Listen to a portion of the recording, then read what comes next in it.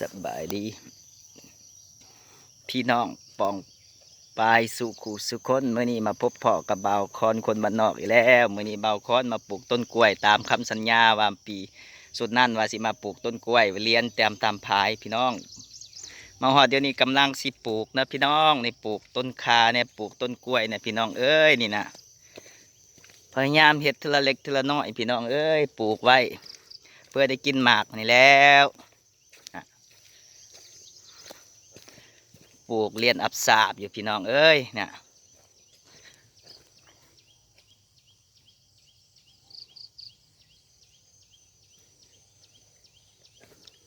ไว้กินหมากไว้กินหมากปลูกไว้นี่แหละ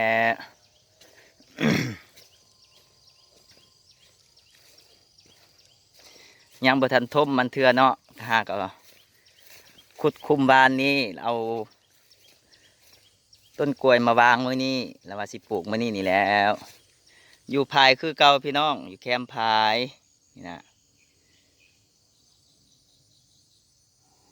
ปลูกต้นกล้วยไว้มื้อหน้าบ่าวคอนว่าสิมาปลูกต้นคาแล้วก็ปลูกต้นอะไรไหมปลูกหัวสิไข่เนาะพี่น้องในปลูกตามเรียบตามแคมป์นี่เนาะพี่น้องเนาะเอาเป็นมื้อหน้าแล้วสิปลูกให้เห็นให้เบิ่งอีกเนาะพี่น้องมื้อนี้บ่าวคอนกับเผาแน่พี่น้องเอ้ยบ่าวคอนเผาไปการพี่น้องนะปลูกไว้นี่แหละ นี่หลังจากปลูกข้างนี้แล้วพี่น้องเอ้ยข้างนี้แล้วเบาคอนว่าสิปลูกข้างนี้อีกพี่น้องว่าสิปลูกข้างนี้เลี้ยนไปตามนี่เลยเนาะเป็นคือหนทางนี่แหละพี่น้องเอ้ยอันนี้กำลังว่าสิปลูกข้างนี้ก่อนข้างนี้เบาคอนว่าสิปลูกอันเติมอีกมืออื่นมือฮื้อนี่แหละเพราะว่าเบาคอนก็หยาดเวลาเนี่ยเบาคอนก็หยาดเวลามาขุดนี่เนี่ยพี่น้องคันฝนตกแน่แล้วก็ขุดง่ายแน่พี่น้องคันฝนบ่ตกมันขุดยากพี่น้องเอ้ยมันเป็นดินแบบว่าดินแข็งฮะนะ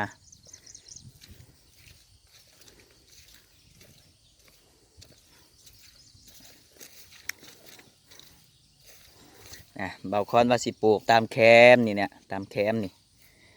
ปลูกแคมนี่ไปเรียนไปเรียนไปนะพี่น้องว่าสิปลูกต้นคาแน่แล้วก็ปลูกหัวสิไข่น้ำปลูกคางนี้น้ำปลูกคางนี้น้ำพี่น้องปลูกเรียนไปเลยพี่น้องเอ้ยเพราะว่ามันดินก็งามอยู่พี่น้องตอนเป็นดินแบบนี้เด้พี่น้องนี่ดินงามพี่น้องจังซี่นะปลูกยังก็คือสิเกิดสิเงยอยู่กันคืออยู่สวนบ่าวคอนหันปลูกอีช้างก็ตายพี่น้องปลูกยังก็บ่เกิดบ่เงยปลูกต้นมันก็ตายปลูกต้นกล้วยก็ตายมีแต่อย่างเดียวบ่ตายหันหญ้าพี่น้องเลยปลูกหญ้านี่งามแท้ๆเลยพี่น้องเลยแต่ว่าบ่มีงัวบ่าวคอนบ่ได้เลี้ยงงัวพี่น้องเกือบว่าสิเอาตัวบ่รอดแล้วขนาดบ่เลี้ยงยังสิบ่รอดแล้วพี่น้องเลี้ยงแต่เป็ดแต่ไก่แต่ห่านนี่ก็พอแล้วพี่น้องเลย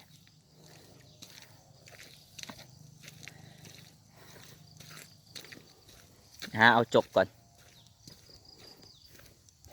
เบิร์พี่น้องรอดัดแปลงรอดัดแปลงเห็ดเตาพี่น้องเลยเอาฟืนลงเตาพี่น้องเอาลงเตาแต่มือวานมือซื้อมือวันเสาร์พี่น้องวันนี้ยังประทันอันนั้นเถื่อพี่น้องเลยนะเตาเบาคอนเตานี่ก็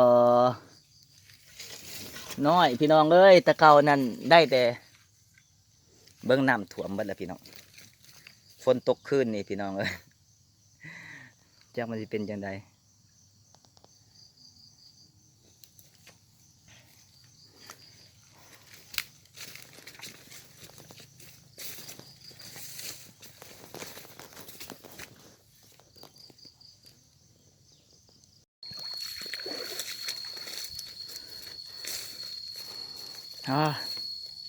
มักเพชรก็ตายเบิดมักเพชรก็ได้โอ้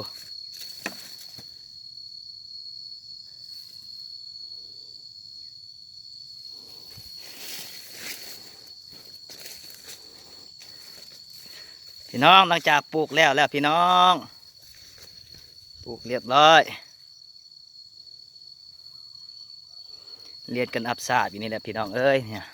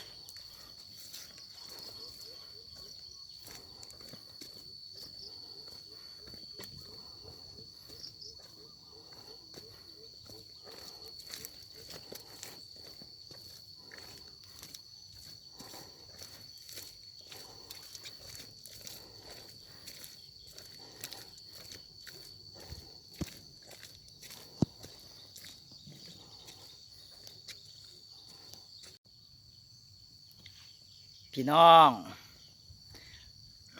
มามื้อนี้ก็สุดแล้วเนาะพี่น้องเนาะมาปลูกต้นกล้วยก็ถือว่าแล้วเนาะพี่น้องจังได้ก็ฝากกดไลค์กดแชร์กดติดตามเนี่ยเด้อพี่น้องเด้อในช่อง YouTube เนาะช่องคอนสวรรค์คนบ้านนอกนะพี่น้องเบาคอนคนบ้านนอกเด้อพี่น้องเด้อขอติดกดไลค์กดแชร์กดติดตามเด้อพี่น้องเด้อเอาบัดนั้นก็หมดซ้ำนี้แหละพี่น้องมื้อหน้าเอาสิมาปลูกใหม่พี่น้องเอ้ยมื้อนี้ก็มีเพียงซ้ำนี้พี่น้องสบายดีพี่น้อง